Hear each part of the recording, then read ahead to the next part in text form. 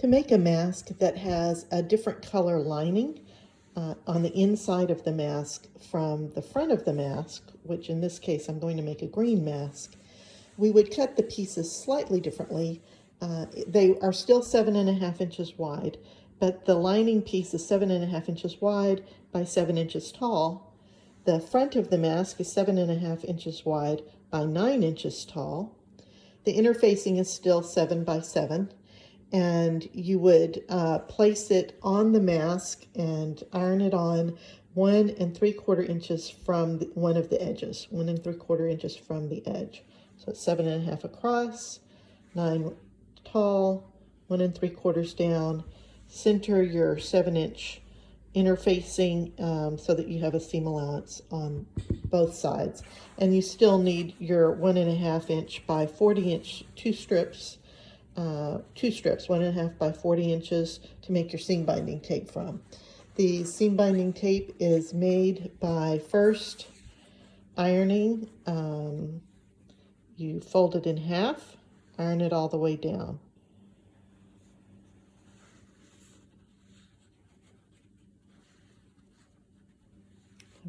I've finished ironing it in half. Now I'm going to fold this bottom end up and iron it. Now don't worry that it looks like you're ironing over the part you already just ironed in. It doesn't matter. It all works out in the end.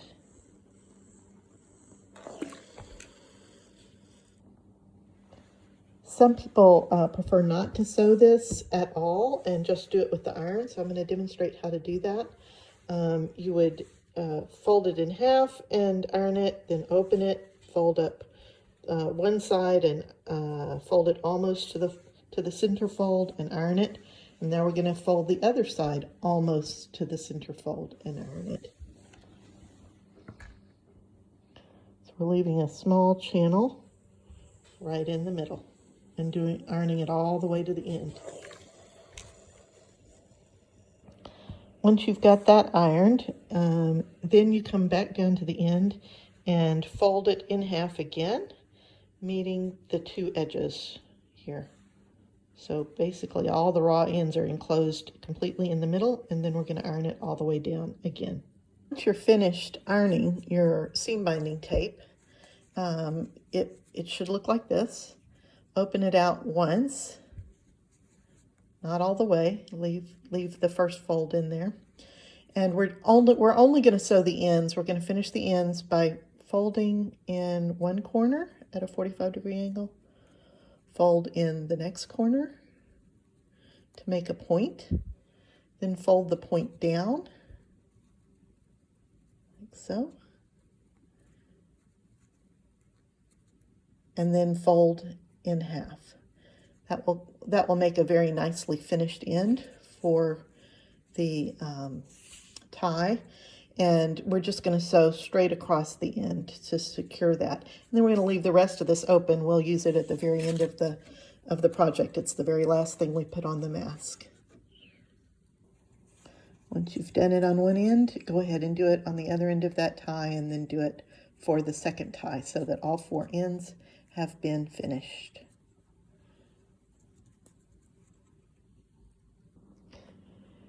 We now need to finish the ends. I'm going to use a serger to finish the ends of the lining as well as the ends of the main green fabric here, the front fabric. I suggest that you lay your lining on your front fabric to make sure that you're finishing the correct ends so that you haven't accidentally got it rotated and are finishing the wrong ends.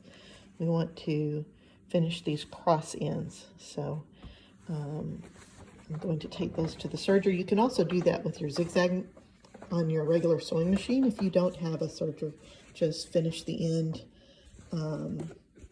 with a small, tight little zigzag, and it will be just fine.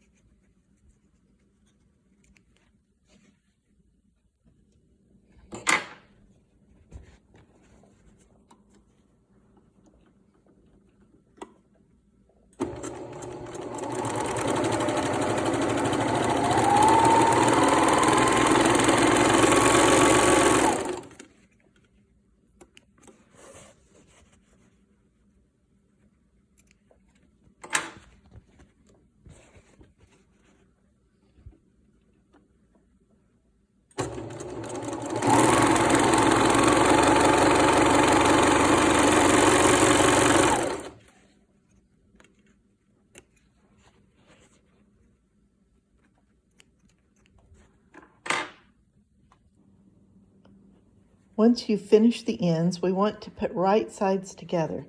So lay your interfacing down on your table with the finished end at the top. Find the top finished end of your green fabric or your good fabric, and be sure that you're working with the end that is farthest away from the interfacing, not the bottom. We're working with the top. And you want your right side down. So match up right sides together at the top. And we're going to sew 1.5 inches from the edge and then reverse stitch, because this is going to be an opening right here and we want to reinforce there. And we can sew a scant 1/4 inch seam here, because this edge has been finished and it is safe to sew a narrow seam. So I'm going to set this to, and my strike plate happens to be 1.5 inches from my needle. So I'm just going to let the fabric go until it hits the strike plate. I'm going to reverse and tie off.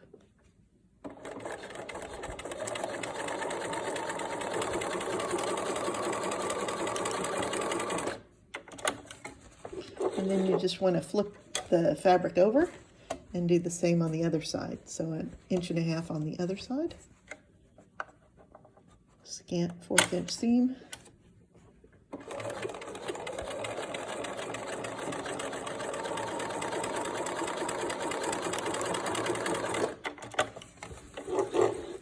And then we're going to press that seam open.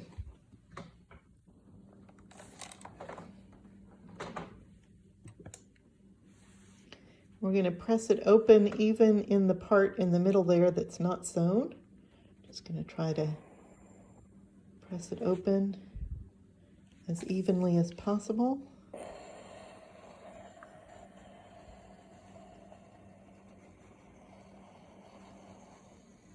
That looks good. And once we've got it pressed open, we're going to top stitch these seam allowances down. And we're just going to top stitch them all the way across.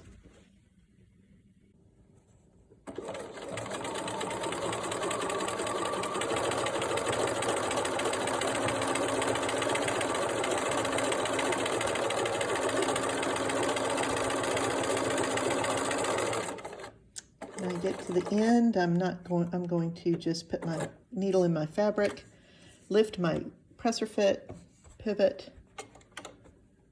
stitch 4 stitches, pivot, and top stitch down the other side.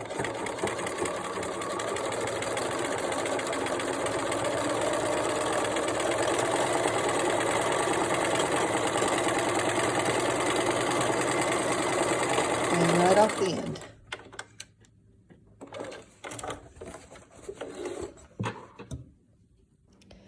Now I'm going to take this to my ironing board and I'm going to pull the wrong sides together and match up the 2 ends that we have previously finished. And that will leave us about 1 inch up here at the top. I'm going to iron top and bottom.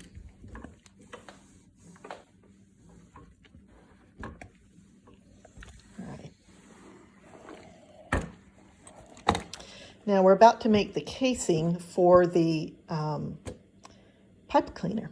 So we're just going to fold this. First we're going to top stitch this fold right here. And we're about to make the casing for the pipe cleaner. So we're going to fold this top down to where the color stops. We don't want to catch this lip right here of the interfacing. We just want to fold the light color together to make the casing for the pipe cleaner. So we're going to fold it over. We're going to top stitch along this outer edge right here, as close to that edge as we can get. We're going to then insert the pipe cleaner. Then we will top stitch the lower edge, and then we're going to top stitch the 2 ends.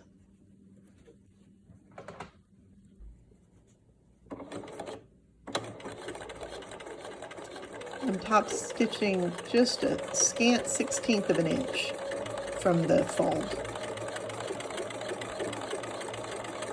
It's just, all this does is make a crisp edge. It hopefully is catching the fabric on the inside in this,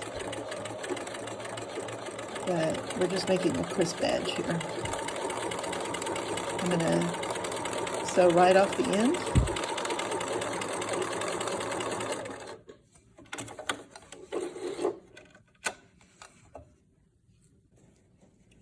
Then I'm going to open out that fold and insert a 6-inch pipe cleaner. And as you can see, I've got about 5/8 of an inch on either end. Okay. So something like that. So I'm going to press it up against that fold, fold this over, this little lip over, and then stitch it in.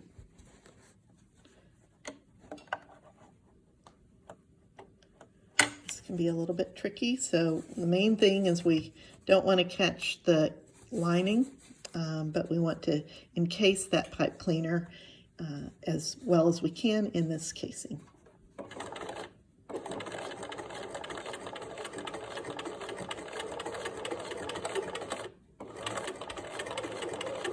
If you have difficulty with this step, you can always switch to a zipper foot to make it a little bit easier.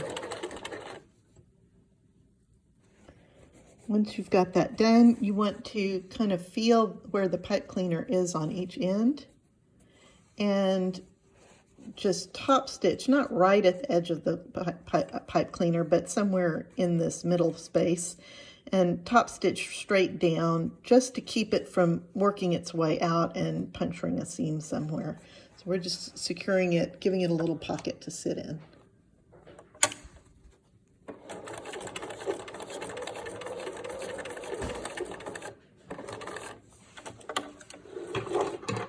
Do that on both ends.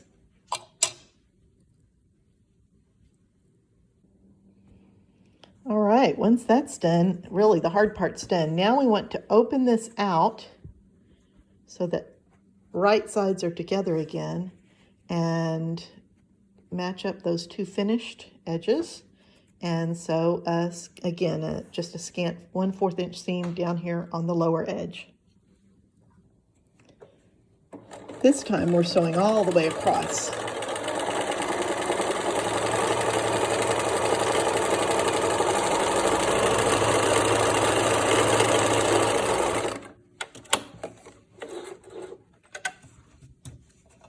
There's no need to press the seam open because we're just going to fold it right in on itself.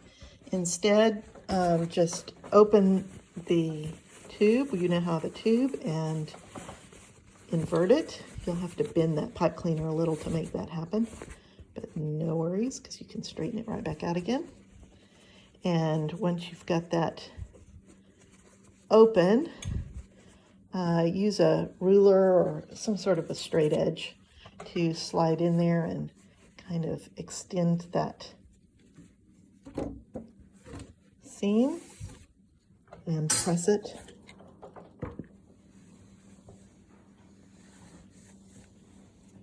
So now you should have a nice square.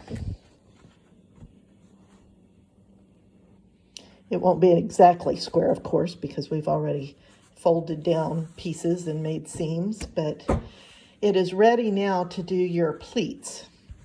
To do the pleats, I've created a template from a 4x6 card with a line 1 inch down, then a 1/2 inch, a 1/2 inch, 3/4 of an inch, a 1/2 inch, a 1/2 inch, 3/4 of an inch, a 1/2 inch, a 1/2 inch. I'm going to take that card and I'm going to butt it right up against the lip here and use a fabric pencil or just a plain colored pencil will also work. And I'm going to mark in the seam allowance, I'm going to mark each of these 1/2 inch marks. These are where our pleats will be. This will be the center of the first pleat. And I've got another set of 1/2 inch marks. This will be the center of the second set of pleats, and then the third set of 1/2" marks. And I'm going to want to do that on the other side. To do that safely and get your measurings right, just slide the card over. Then turn it around. So your writing's going to be upside down over here. Make sure it's positioned to butt right up against this lip here, and then mark this side.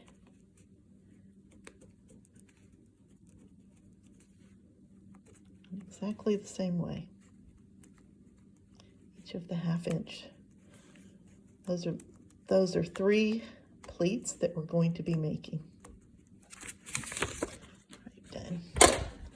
Okay, now turning it back around, I'm going to go to the first set of markings, and I'm going to pick the middle mark, and that's going to be where I fold. I'm folding away from myself, pinching there, and pulling, and then folding upwards. Now what you want to do is kind of feel with your finger to see that the fold hits right where that bottom mark does. This can be just a little bit tricky. A small variance will cause your mask to be too narrow or too wide, where we want to end up with a 4" mask. So do your best here. We'll measure when we're done, and if we need to adjust, we can adjust easily at this point because nothing's sewn. So we're just going to press on both sides so we get a good crease. Then turn over and do the same with the middle set of marks. 1, 2, 3. 1, 2, 3, and then get the middle one on both ends. Pinch, fold up, feel. Now that I got that one a little deep, so feel for where the end of the fold should hit right where that mark is. Once you've got it, press it.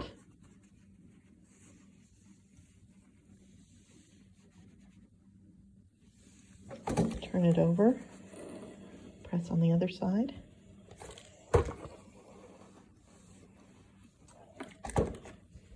Okay, and then we want to do the exact same thing for the third pleat. Pinch. We're on the back side, so we're folding up. All of these pleats go up on the back. And feel for the mark. Fold, it hits the mark. That looks good. Now before I iron this, I'm just going to measure it and to see if I need to make any small adjustments. And no, it looks great. 4 inches, yay. All right. After a while, you get to where you know if you're pleating to just the smallest amount will make it, a 1/2 inch, 1/4 inch, 1/2 inch difference on in the end, since there's 3 of these pleats. And everything you do is magnified. All right, iron it in, and then we're going to just sew right down the side on both sides so that we can hold those pleats in place while we get ready to sew the ties on.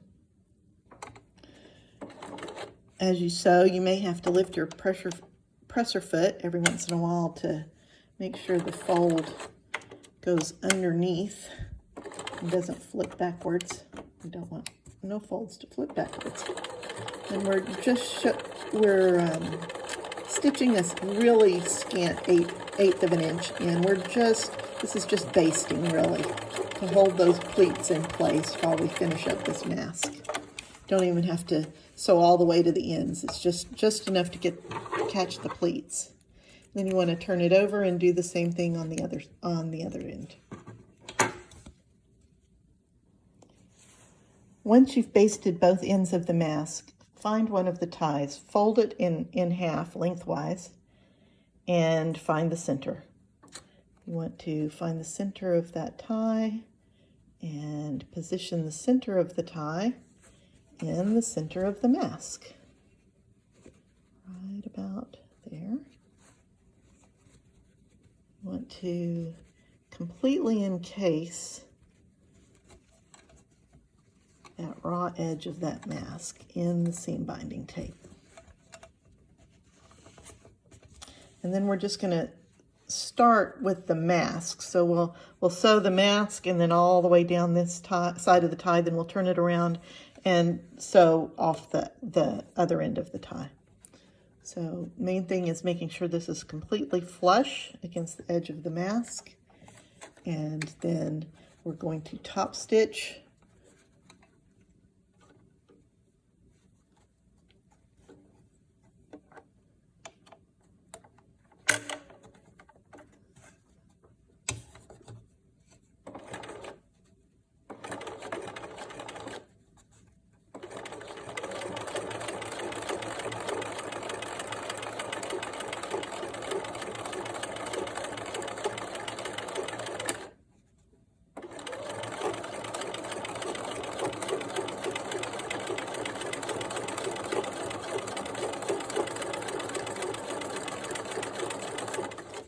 When we reach the edge of the mask, we will just continue on, making sure our seam binding tape is folded properly.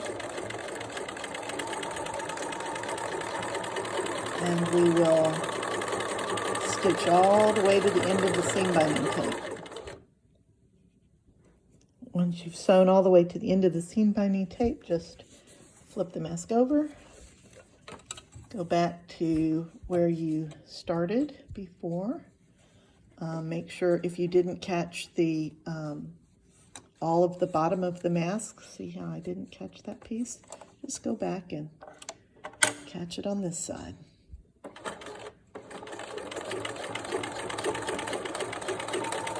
That sometimes happens just because of the thickness of those folds. It can make one side or the other be a little bit short.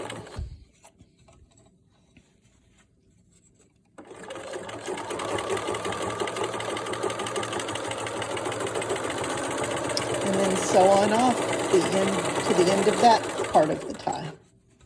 And then once you've done that, you will repeat that for the second tie on the other side of the mask. And at that point, you'll be done. And you have a mask. It has folds. It has wire up here at the top for the nose piece. The interior is made of a light, different colored fabric so that the user knows exactly which side to put next to their face. It has a pocket where they can insert an N95 filter, and even with the pleats, see, you can get the filter in there just fine. It all works beautifully, and it has straps. Now, here's just a couple of notes. I understand that the cloth straps, the seam binding tape, is better than elastic because it holds up in the high heat laundry better. Although, you know, there's nothing wrong with elastic, certainly for use where it might not go through really, really, really hot temperatures. You know how elastic holds up in the wash. So the other thing to know is that although I've made this out of a solid color fabric, I have also read guidance that says that they prefer us not to use a fabric that could be confused if by someone in a hurry who might accidentally think it's a surgical mask, not to use the light blue, to avoid solid colors. Prints are better, lighter prints are better because they will show when they're soiled more quickly. These are just guidelines, ideas. I used this because this is what I had. But when I'm purchasing fabric, I purchase fabric that is a light colored print, and then I use this white on the back side. I hope you enjoyed this, and I hope this saves you some time and effort in understanding how to make this particular type of mask.